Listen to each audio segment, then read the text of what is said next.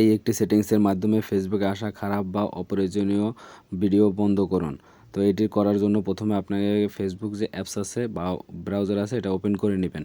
Open করার পরে ডান পাশে মেন আইকনে ক্লিক করবেন। ক্লিক করার পরে নিচে একটু স্ক্রল ডাউন করার পরে সেটিংস অ্যান্ড প্রাইভেসি এখানে ক্লিক করবেন। তারপর আবার সেটিংসে ক্লিক করবেন।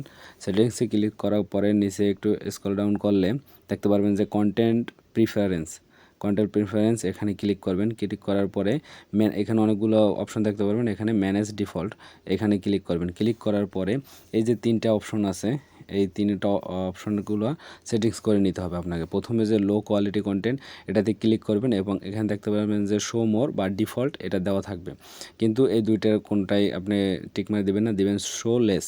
এই যে শো লেস এটা দিবেন, দিলে পরে সেভে ক্লিক করবেন এবং ওকেতে ক্লিক করবেন এবং পরেরটা same unoriginal content and problematic sharing. তো এটাও আপনি ডিফল্টে দেওয়া থাকবে বা সিম শো মোর দেওয়া থাকবে। আপনি শো লেস এটা সিলেক্ট করে সেভ বাটনে ক্লিক করে ওকে দিয়ে দিবেন। তারপর সে সেন্সিটিভ কন্টেন্ট এটা ডিফল্টে দেওয়া থাকবে, আপনি শো লেস দিয়ে দেবেন এবং সেভ দিয়ে ওকে দিয়ে দিবেন।